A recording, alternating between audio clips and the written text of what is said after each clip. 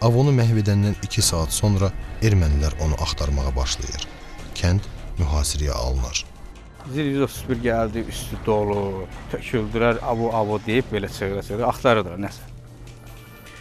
Ondan sonra bunlar duyuqlaşdırar da.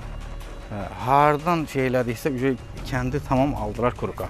Və bu zaman bizim deməli bütün öz sivəzlərimizdə, qışığımlarda, batalyon qabaqda yerləşən batalyonlarda eşidilirdi ki, böyük bir faciə olub Martuni rayonu istiqamətində.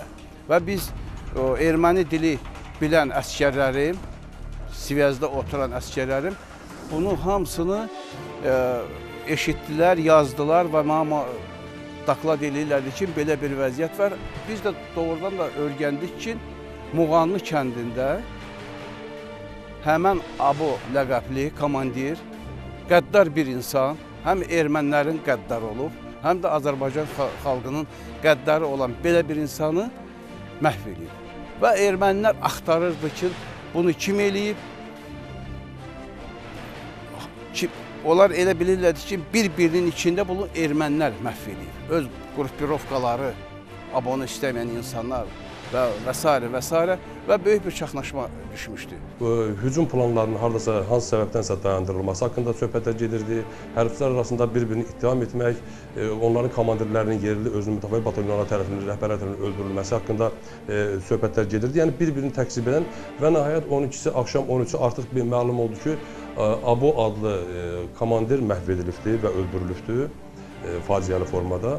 Və bu hal bütün Ermənistanın həmin hissədə toplanmış hərbi birləşməsinin demək olar ki, tam olaraq başsız qalması vəziyyətini yaratdı. Ermənilər kəşfiyyatçıları tapa bilmir. İbad bütün dəstəni sağ-salamat mühasirədən çıxarır və özü ilə Avonun üstündə olan sənədləri, onun silahını, bir sözlə beynəlxalq terrorçunu öldürdüyünü sübut edən bütün dəlilləri götürür. Bununla da hər şey bitir. Ermənilər sakitləşir, şoka, matəmə düşür. İbad əməliyyatdan qayıdandan 2 gün sonra 1993-cü il iyunun 15-də Azərbaycan öz xilaskarını qarşılayır.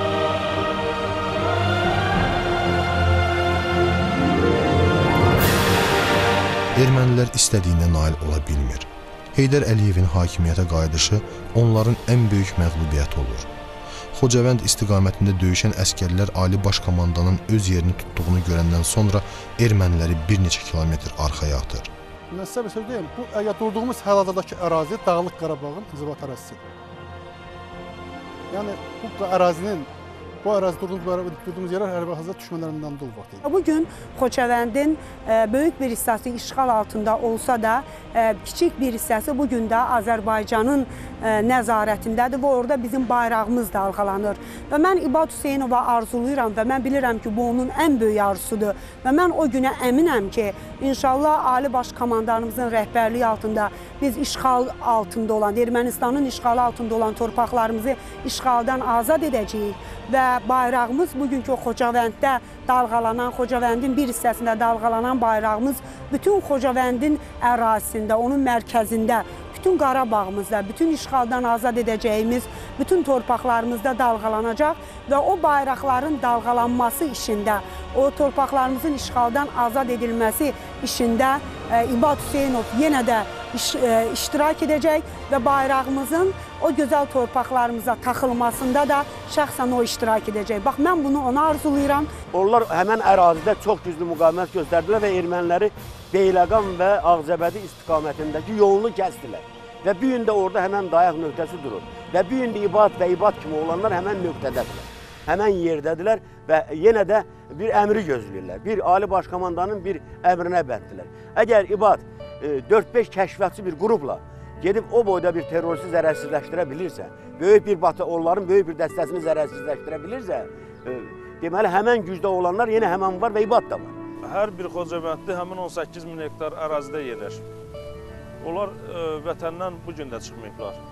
Yəni, başqa rayonlara, şəhərə, Bakıya, harasa başqa yerlərə məskunlaşmayıblar. Yəni, həqiqətən də bugünkü gündə tam olaraq Xocavənd cəmaatı həmin ərazidə məskunlaşıb və haradasa bir təsəlli tapırlar. Çünki indi Xocavəndin Aran hissəsində onlar məskunlaşıb. Yəni, bir yaşayışı çətin olan bir ərazidə məskunlaşıblar.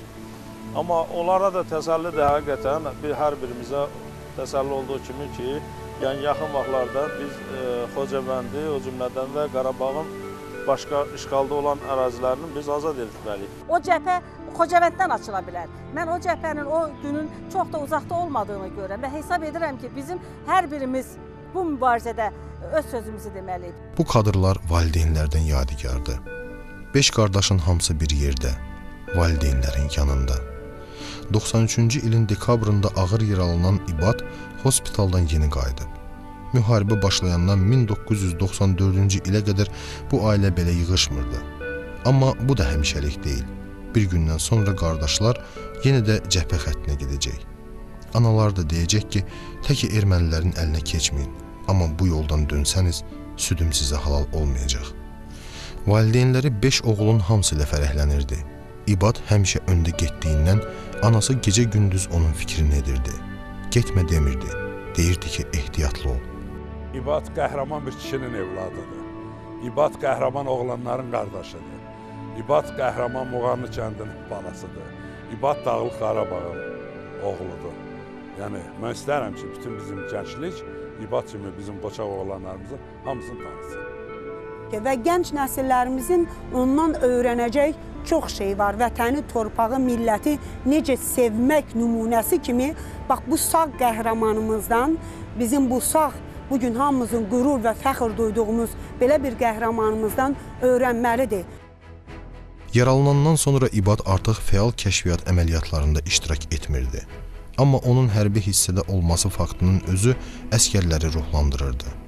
1994-cü ildə İbadın xidmət etdiyi hərbi hissəyə Ali Başkomandan Heydər Əliyev gəlir və əskərlərlə görüşür. O zaman Ali Başkomandana İbadın qəhrəmanlıqları haqqında ətraflı məlumat verilir. Və Ali Başkomandan dedi, o Azərbaycanın qəhrəmanıdır. Onda prezidentimiz dedi ki, bəs niyə təqdimat göndərməmişsiniz? Və bununla da əlaqədar İbad Hüseynovun təqdimat hazırlandı və göndərildi.